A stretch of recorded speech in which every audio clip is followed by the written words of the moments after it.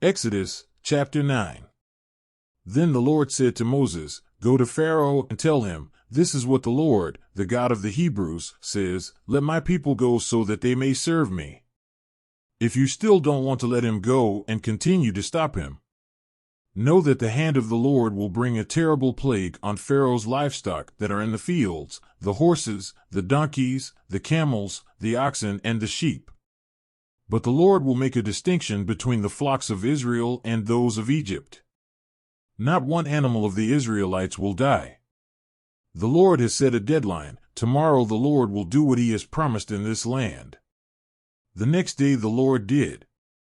All the livestock of the Egyptians died, but not one of the livestock of the Israelites died. Pharaoh had it checked and found that none of the Israelites' animals had died. Even so, his heart remained stubborn and he would not let the people go.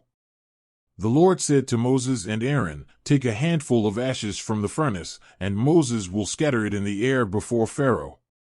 It will become like fine dust over all the land of Egypt, and festering sores will break out on man and beast throughout Egypt."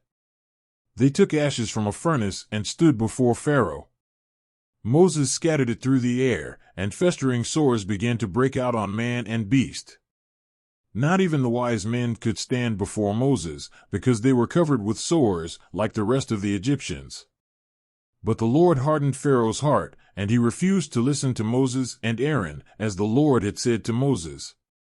The Lord said to Moses, "Rise early in the morning and go to Pharaoh and tell him, this is what the Lord, the God of the Hebrews, says, let my people go so that they may serve me. If not, I will this time send all my plagues against you, against your advisers, and against your people, so that you will know that there is no one like me in all the earth. Because I could have stretched out my hand by now, striking you and your people with a plague that would have wiped you out of the land. But I kept you standing for this very purpose, to show you my power and to have my name proclaimed in all the earth. Yet you still insist on setting yourself up against my people and won't let them go. Tomorrow at this time I will send the worst hailstorm that ever fell on Egypt from the day of its founding until this day. Now send for your herds and everything you have in the fields. All the men and animals that are in the fields, that have not been sheltered, will be hit by the hail and will die." Pharaoh's advisers, who feared the word of the Lord, hurried to shelter their flocks and their slaves. But those who didn't care about the word of the Lord left their slaves and their flocks in the field. Then the Lord said to Moses, "Stretch out your hand toward the sky, and hail will fall over all the land of Egypt, on man, on beast, and on all vegetation in Egypt." When Moses stretched out his rod toward heaven, the Lord sent thunder and hail, and lightning fell on the earth. So the Lord rained hail on the land of Egypt. Hail fell, and lightning slashed the sky in all directions. There has never been a hailstorm like that in all of Egypt since it became a nation. All over Egypt the hail struck everything in the fields, both man and beast, destroyed all vegetation, and broke all the trees. Only in the land of Goshen, where the Israelites were, did no hail fall. Then Pharaoh sent for Moses and Aaron and said to them, "This time I have sinned. The Lord is righteous, it is I and my people who are guilty. Pray to the Lord. God's thunders and hail are too much. I'll let them go, they don't have to stay here anymore." Moses replied, "As soon as I leave the city, I will lift my hands in prayer to the Lord. The thunder will cease and there will be no more hail, so that you may know that the land belongs to the Lord.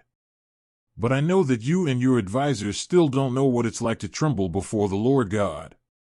The flax and barley were destroyed, for the barley had already ripened and the flax was in bloom. However, the wheat and rye were not affected, as they did not mature until later. So Moses left Pharaoh, went out of the city, and lifted up his hands to the Lord. The thunder and hail ceased, and the rain stopped. When Pharaoh saw that the rain, hail, and thunder had ceased, he sinned again and became obstinate in his heart, he and his advisers. Pharaoh's heart remained hardened, and he would not let the Israelites go, as the Lord had said through Moses. Exodus chapter 10.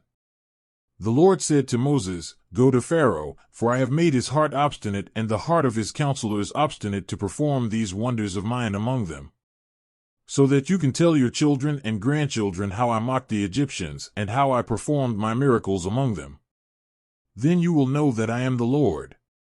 So Moses and Aaron went to Pharaoh and said, This is what the Lord, the God of the Hebrews, says, How long will you refuse to humble yourself before me?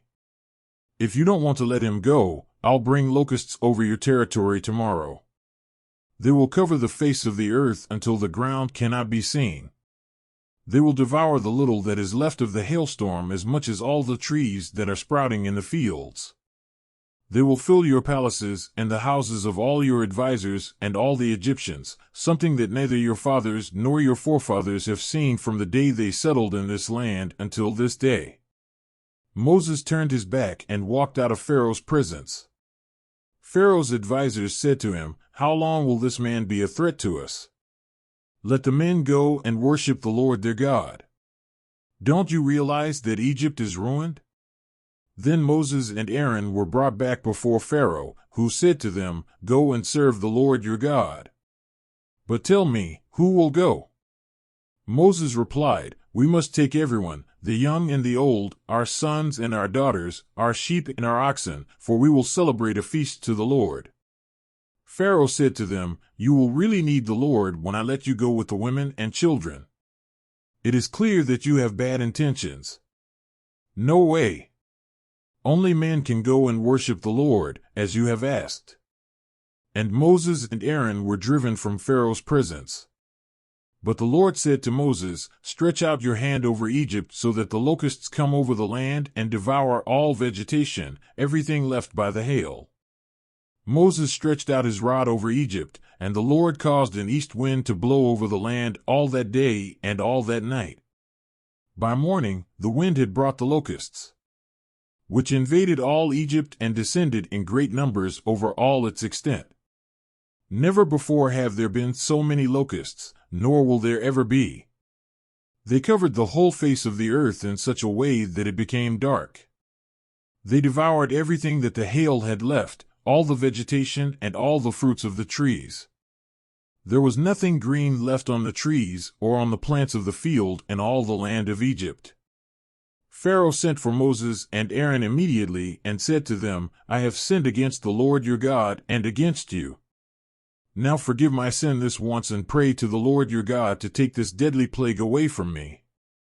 Moses left Pharaoh's presence and prayed to the Lord. And the Lord caused the west wind to blow much stronger, and it enveloped the locusts and cast them into the Red Sea.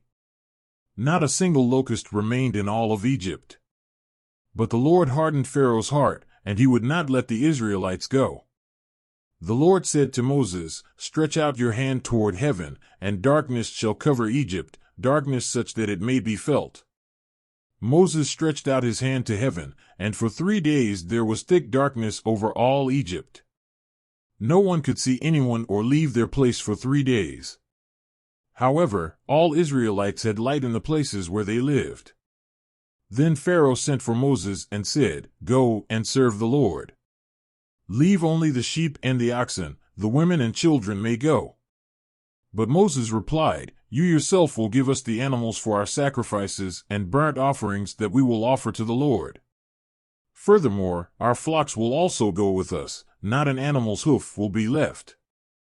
We have to choose some of them to worship the Lord our God, and, until we reach the place, we won't know which animals we will sacrifice. But the Lord hardened Pharaoh's heart, and he refused to let them go. Pharaoh said to Moses, Get out of my presence. Make sure you never appear before me again. On the day you see my face, you will die. Moses replied, It will be as you said, I will never see your face again.